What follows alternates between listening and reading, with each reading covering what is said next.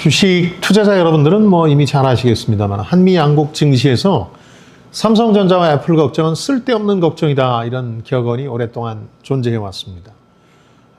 이런저런 우려는 제기되는데 늘 좋은 수익성과 주가를 자랑해 왔다는 의미입니다. 그런데 우리와 미국 증시를 대표하는 이 두 회사의 어려움이 지금은 기후 수준을 넘어섰다, 이런 분석 기사들이 요즘 많이 나오고 있습니다. 위기의 공통점도 있습니다. 두 회사 위기의 공통점은 모두 인공지능, AI 열풍에 대한 대처에서 뒤처지고 있다는 거죠. 두 회사 너무 비대해져서 이 새로운 혁신이라든가 대응 전략이 불가능한 정도까지 된 게 아니냐, 이런 불안감도 커지고 있는데요. 그래서 뉴욕타임스에서는 날개 길이가 3m나 돼서 비행과 생존에 어려움을 겪고 있는 새가 있죠. 알바트로스라고 하고, 아시아권에서는 신천홍이라는 새인데, 이 알바트로스가 돼가고 있는 게 아니냐, 두 회사가, 이런 지적도 나오고 있습니다. 오늘은 이런 맥락에서 나온 뉴욕타임즈의 기사 하나 살펴보겠습니다. 제목은 애플 심장부의 문제, Trouble at the Core of Apple이라는 기사인데, 애플 내부 사정을 비교적 상세하게 소개하고 있습니다. 애플은 최근에 트럼프 관세로 가장 큰 타격을 받을 것으로 분석되는 미국 기업이죠. 왜냐하면 이 회사는 제품을 기획하고 디자인만 하고 제품 대부분을 중국에서 생산하기 때문이죠. 물론 트럼프 행정부 내에서 애플은 좀 봐줘야 되는 게 아니냐, 이러면서 예외적으로 배려하려는 움직임도 일고는 있습니다만은, 어쨌든 미중 갈등이 계속되면 이 애플 특유의 공급망 붕괴가 불가피하겠죠. 이런 우려 때문에 상호관세 발표 이후에 나흘 만에 시가총액 1,000조 원 가까이가 공중분해됐습니다. 최근에 주가는 어느 정도 반등하고 있습니다만은 올해 들어서 4개월 동안 8%나 하락했습니다. 시장 전체의 2배 가까운 하락폭입니다. 이 뉴욕타임스 기사에서 애플의 문제로 지적하는 것은 외형적으로는 두 가지입니다. 내부적인 문제와 별개로 외형적으로 최근에 벌어진 두 가지가 우려를 자아내고 있다는 겁니다. 하나는 애플의 야심작이었죠. 이 VR 헤드셋, 비전 프로가 상당히 부진하다는 겁니다. 이 팀쿡이라는 체제에서 계속되어 온 투자자들의 우려는 새로운 혁신 상품이 과연 있긴 한 거냐, 혁신 상품의 부재에 대한 우려가 있었는데, 이번 혁신 상품을 자처하던 상품 실적이 나쁘면서 이런 우려도 다시 제기되고 있습니다. 사실 아이폰 이후에 이 애플이라는 회사가 내놓은 혁신 상품은 딱히 떠오르지 않습니다. 애플 TV 플러스, 피트니스 플러스 같은 구독 서비스도 있기는 한데 다른 경쟁 업체에 비해서 좀 뒤처졌습니다.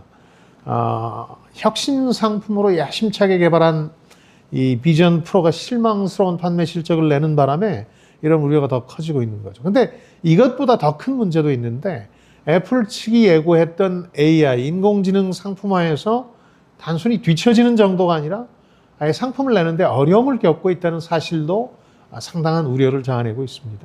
지난해 여름에 애플 측에서 무려 2시간에 걸친 프레젠테이션 자료를 내놓은 적이 있죠.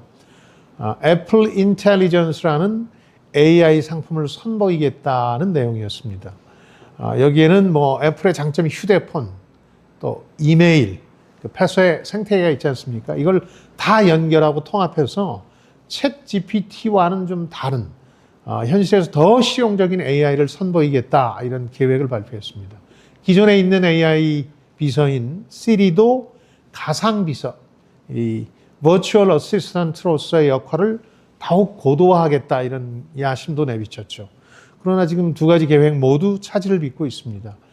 근데 이게 단순히 일회성 계획 지연 이상으로 비춰지는 이유가 있습니다. 애플이 수년 만에 자신들이 밝힌 상품을 완성해서 상품화해서 선적하지 못한 게 최초이기 때문입니다. 애플카 실패가 있지 않냐, 이렇게 얘기하시겠습니다만, 애플카는 공개적으로 몇 년까지 어떤 상품을 내놓겠다고 한 적이 없죠. 내부적으로 개발 계획을 짜다가 여러 가지 어려움에 봉착해서 포기한 거죠.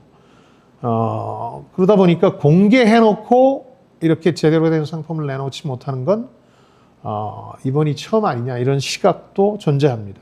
최근에 가장 중요한 미래 사업 부문으로 떠오른 AI에서 이 회사가 2023년 이후 노골적으로 실패하고 있다.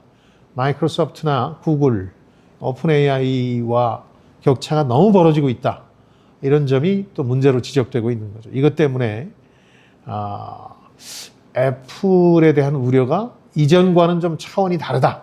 이런 지적이 나오고 있는 거죠. 이 과정에서 경영진과 또 해당 부서장과의 갈등, 교체, 이런 리더십 위기도 겪고 있다는 게 이 해당 기사의 분석입니다.